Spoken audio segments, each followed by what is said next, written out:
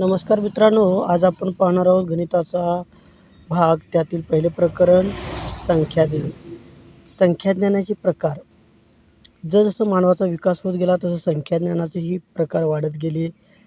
पूर्वी नैसर्गिक संख्या होत्या, त्यानंतर त्याचे प्रकार वाढत गेले.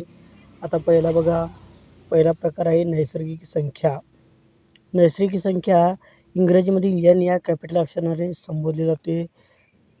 1, 2, 3, 4 अशा अनंतापर्यंत असणाऱ्या संख्या मोज संख्या म्हणजेच नैसर्गिक संख्या होय. सर्वात लहान 1 ते 9 मधील नैसर्गिक संख्या कोणती तर 1 आणि सर्वात मोठी 1 ते 9 मधील नैसर्गिक संख्या 9. दुसरा आहे प्रकार पूर्ण संख्या. पूर्ण संख्या हा W या अक्षराने संबोधला जातो. त्याचा संच आहे 0 ते अनंतापर्यंतच्या संख्या म्हणजेच पूर्ण संख्या होय. तिसरा प्रकार आहे पूर्णांक संख्या.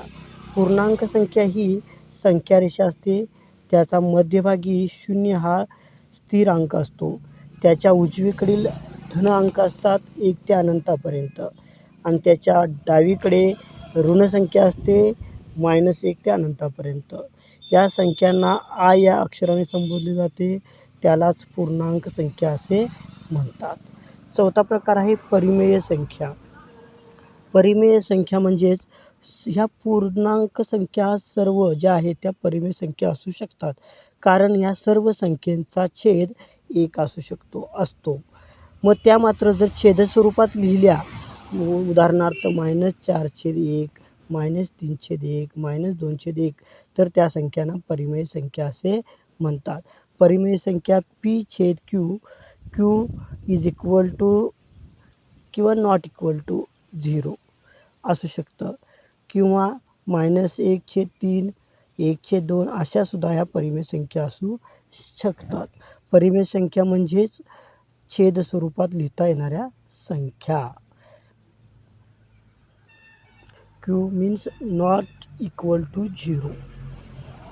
अशा प्रकारे आपण संख्याज्ञानाचे 4 प्रकार पाहिले. एक नैसर्गिक संख्या, पूर्ण संख्या, पूर्णांक संख्या, परिमेय संख्या. नैसर्गिक संख्या n या कॅपिटल अक्षराने संबोधला जातो. पूर्ण संख्या या W या अक्षराने ओळखतात. पूर्णांक संख्या आ या अक्षराने संबोधतात आणि परिमेय संख्या q या अक्षराने संबोधले जातो.